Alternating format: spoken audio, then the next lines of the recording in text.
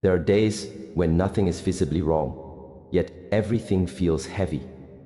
You move through your routine, respond to messages, fulfill responsibilities, and still there is a quiet pressure inside you that never leaves.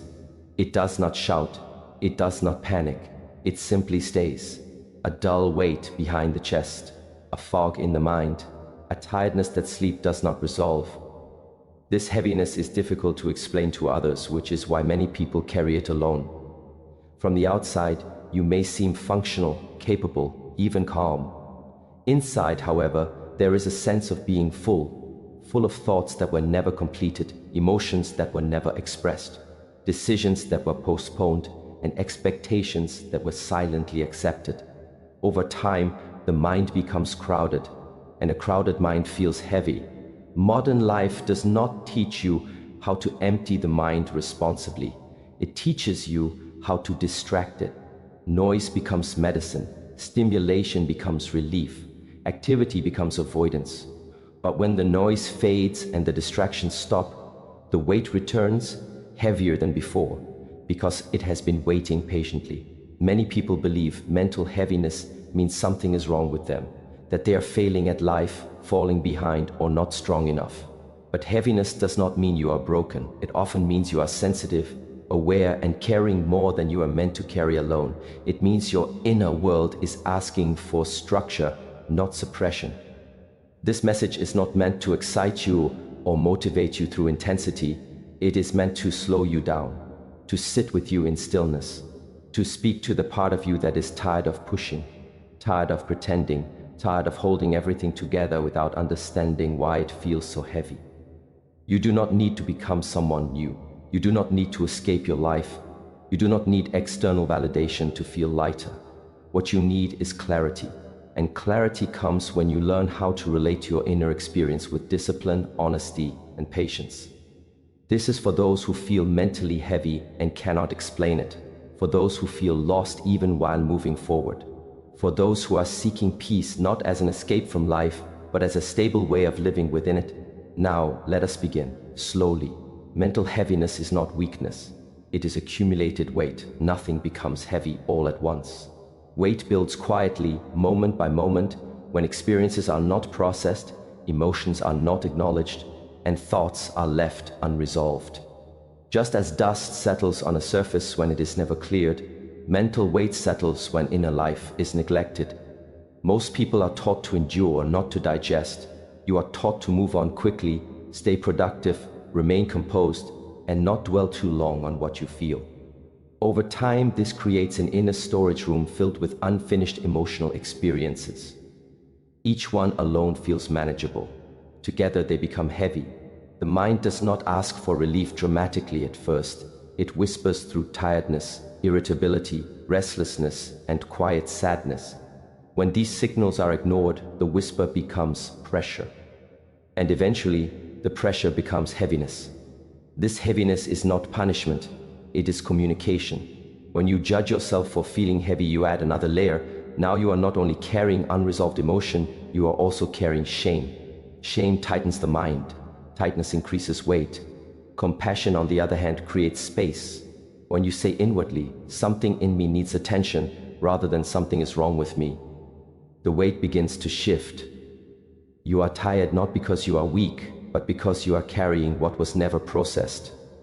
Unspoken words, unexpressed grief, responsibilities accepted without consent, roles played without rest.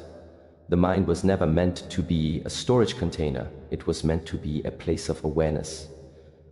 Processing does not mean reliving the past endlessly. It means allowing yourself to feel what was postponed. It means sitting quietly long enough for the body to release what the mind could not articulate at the time. This requires courage. Not dramatic courage, but quiet courage. The willingness to be present with discomfort without immediately escaping it. Many people confuse avoidance with strength. They believe ignoring emotion makes them resilient.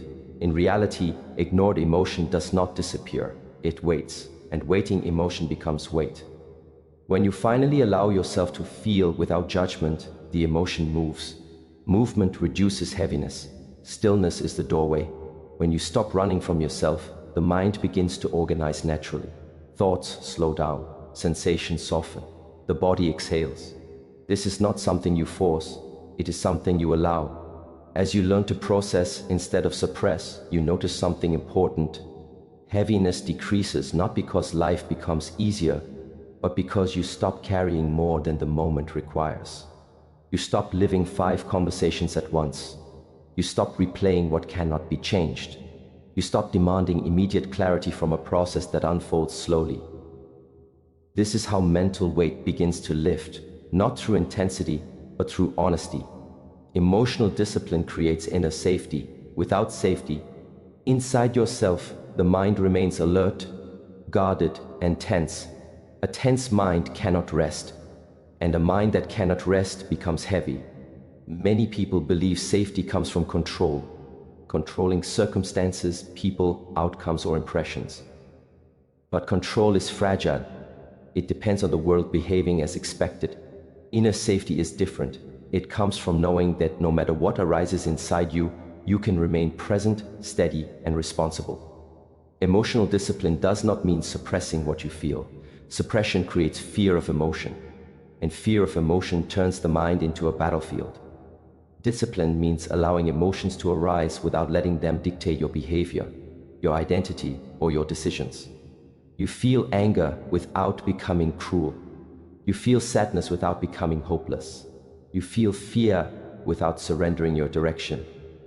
When you lack emotional discipline, every feeling feels dangerous. You react quickly, speak impulsively, withdraw suddenly, or seek relief through distraction. These reactions may reduce discomfort briefly, but they teach the nervous system that emotion is a threat.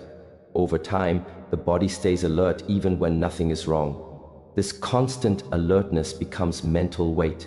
Inner safety begins when you stop running from emotional discomfort. When an emotion appears, instead of immediately asking how to get rid of it, you ask how to stay present with it. You breathe, you soften the body, you observe the sensation without adding a story. This simple act teaches the mind something important. Emotions are temporary, and you are capable of holding them. As this capacity grows, the mind relaxes. It no longer needs to brace itself against every feeling. It no longer panics when discomfort appears. Calm is not the absence of emotion. Calm is the absence of fear toward emotion. Discipline also means choosing responses consciously. You pause before speaking. You pause before reacting. This pause is not hesitation. It is authority. In the pause, you decide who you want to be in this moment, rather than letting emotion decide for you. Over time, this builds trust within yourself, and trust creates safety. When the inner environment becomes safe, heaviness dissolves naturally. The mind stops carrying armor. The body stops clenching. Energy that was used for defense becomes available for clarity, creativity, and connection. You feel lighter not because life is easy, but because you are no longer fighting yourself. Emotional discipline is built slowly, through repetition, through patience, through moments where you choose presence over impulse. Each time you stay instead of escaping, you strengthen the foundation, and a strong foundation allows the mind to rest. Clarity appears when attention is reclaimed. A heavy mind is often not confused because it lacks intelligence, but because its attention is scattered. Attention is your most valuable inner resource. Wherever it goes, energy follows. When attention is pulled in many directions at once, energy leaks. And when energy leaks continuously, the mind feels drained, foggy, and heavy. Modern life trains attention to fragment. Notifications, comparisons, imagined futures, unresolved past moments, constant input. Each pull seems small, almost harmless. But together they divide the mind into pieces. A divided mind cannot feel clear. It feels busy even when nothing is happening. Most people try to think their way to clarity. They analyze, plan, replay, and predict. But clarity does not come from more thinking. It comes from stable attention. When attention rests fully in one place, the mind organizes itself naturally. Thoughts slow down, priorities become obvious, the unnecessary falls away without effort. Reclaiming attention begins with noticing where it escapes. You are not lost because you lack direction. You are lost because your attention is constantly elsewhere. In conversations, it drifts. During work, it splits. In rest, it seeks stimulation. The mind never completes a moment, so nothing feels finished. Unfinished moments accumulate as mental weight. When you practice staying with one task, one breath, one sensation, you train the mind to return. At first, this feels uncomfortable. Restlessness appears. Urges to escape arise. This is not failure. This is exposure. You are seeing how accustomed the mind is to leaving. Each time you notice and gently return, you strengthen attention. Clarity grows quietly, not through dramatic insight, but through consistency. When attention becomes stable, you begin to see your life more honestly. You recognize which commitments drain you and which nourish you. You notice which thoughts are repetitive and which are useful. Decisions become simpler because they are no longer clouded by noise. A mind that knows how to stay does not feel rushed. It does not chase every thought. It listens before responding. This creates a sense of inner order. Order reduces heaviness. The mind stops carrying chaos and starts carrying direction. Attention also shapes relationships. When you are present with another person, you offer them something rare. Presence softens tension. It builds trust. It reduces misunderstanding. Many relational struggles are not caused by lack of care, but by divided attention. When attention is reclaimed, connection deepens naturally. As clarity increases, you begin to trust yourself again. You no longer feel pulled in every direction. You feel centered. From this center, choices feel grounded. The mind becomes light, not because problems disappear, but because you are no longer mentally everywhere at once. Inner strength grows through self-respect, not force. Many people try to become strong by pushing themselves harder, criticizing their weaknesses, or demanding constant resilience. This approach creates compliance, not strength. It may produce short bursts of discipline, but it quietly erodes trust within yourself. When the inner relationship is built on pressure, the mind becomes defensive. And a defensive mind is heavy. Self-respect is different. It means taking your own limits seriously. It means listening to internal signals without immediately overriding them. Fatigue, hesitation, emotional resistance, these are not enemies. They are information. When you ignore them repeatedly, the mind learns that it is not safe to communicate honestly. Over time, it stops signaling clearly. Confusion and heaviness follow. Strength rooted in self-respect feels calm. It does not need to prove itself. It does not rush. It chooses consistency over intensity. You show up because you said you would, not because you are forcing yourself to perform. This builds reliability inside you, and reliability builds confidence that is quiet and stable. Many people abandon themselves in small ways. They agree when they feel no. They stay silent when something matters. They overextend when they are already depleted. Each abandonment may seem minor, but together they create a sense of inner betrayal. Betrayal, even subtle, creates weight. The mind becomes heavy because it no longer trusts your leadership. Self-respect is rebuilt through small acts of alignment. You follow through on promises made to yourself. You rest when rest is needed, without guilt. You speak clearly when something crosses your boundary. You simplify commitments instead of glorifying busyness. Each of these actions tells the mind, I am paying attention. When the mind feels respected, it relaxes. It stops resisting your efforts. Discipline becomes cooperation rather than conflict. You no longer need to drag yourself forward. You move because there is agreement inside.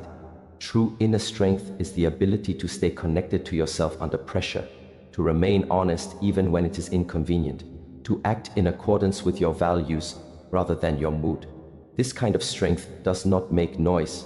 It does not seek recognition. It sustains you quietly. As self-respect grows, mental heaviness reduces, not because challenges disappear, but because you are no longer carrying the added weight of inner conflict. You are not fighting yourself, and when the fight ends, energy returns. But peace is built through order, not escape. Many people search for peace by trying to get away from discomfort. They distract themselves, numb themselves, or fantasize about a future where everything will finally feel settled. But escape only postpones disorder. And postponed disorder returns. Why? The more wait. Peace that depends on avoidance is fragile. It disappears the moment life applies pressure. Order is different. Order is not rigidity, it is clarity about what belongs where. When your inner world lacks order, everything feels urgent. Thoughts interrupt each other, emotions overlap, responsibilities blur. The mind feels crowded because nothing has a clear place to rest. This crowding creates mental heaviness. Inner order begins with simple structure, regular sleep, consistent routines, honest priorities, time for stillness, time for effort. When the mind knows what to expect, it relaxes, uncertainty decreases, energy stabilizes. These small, unglamorous structures are what allow peace to exist without effort. Many people resist order because they associate it with restriction, but true order creates freedom. When you know what matters, you stop wasting energy on what doesn't. When your days have rhythm, the mind stops negotiating constantly. Decision fatigue reduces, clarity grows quietly. Order also means emotional order. You allow feelings to arise, but you do not let them run the house.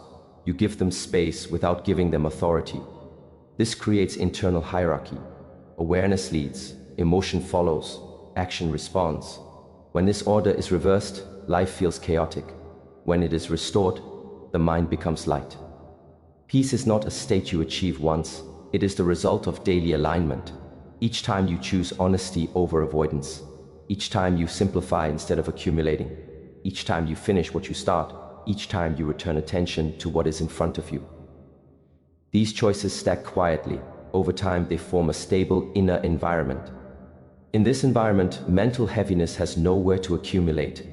Tension is addressed early, emotion moves when it appears, thought resolves instead of looping endlessly. You are not free from difficulty, but you are free from unnecessary weight. Order does not make life perfect, it makes life workable, and a workable life feels peaceful even when it is demanding. The mind rests not because nothing is happening, but because everything has its place. But peace does not come from living your life, it comes from organizing it. Most people search for peace by trying to escape discomfort. They look for it in distractions, entertainment, constant movement, substances, fantasies about the future, or ideal versions of themselves that have not yet arrived. These forms of escape can offer temporary relief, but they do not create peace. They interrupt awareness, and whatever is interrupted returns later with more force. Escape works by turning away. Inner order works by turning toward. This is why escape always feels fragile. It depends on conditions staying pleasant, quiet, or stimulating enough to keep discomfort away. The moment life becomes demanding, unpredictable, or emotionally intense, that peace collapses.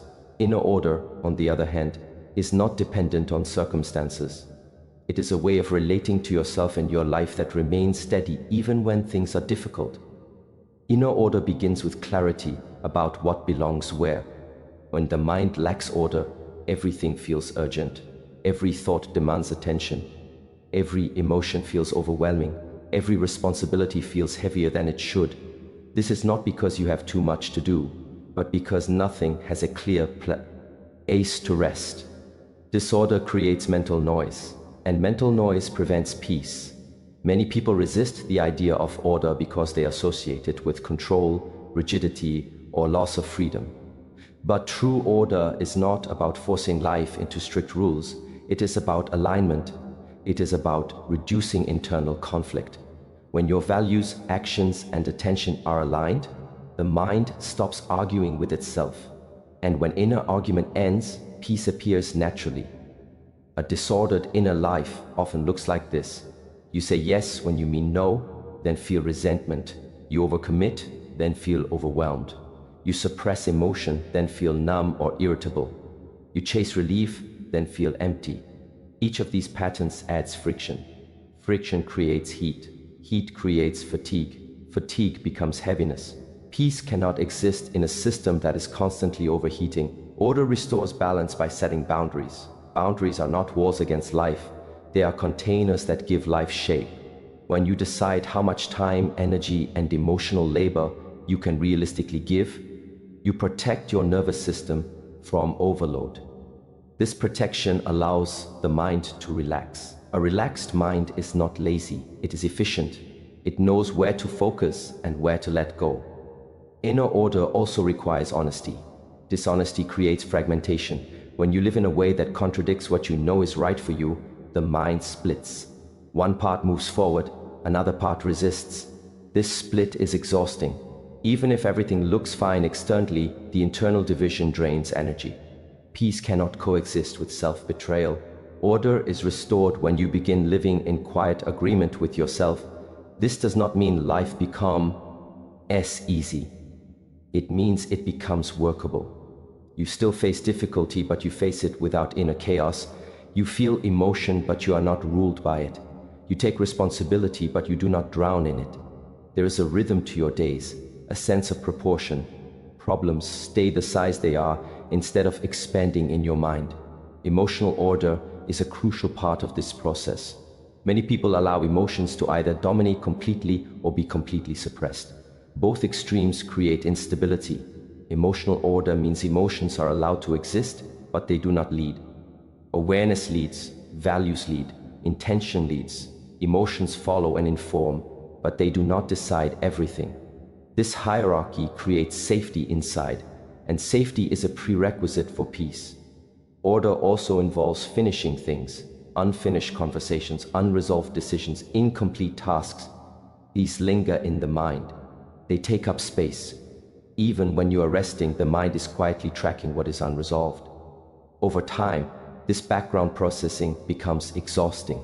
Peace increases when you simplify, close loops, and reduce the number of open mental tabs you are carrying. Daily structure plays a powerful role here.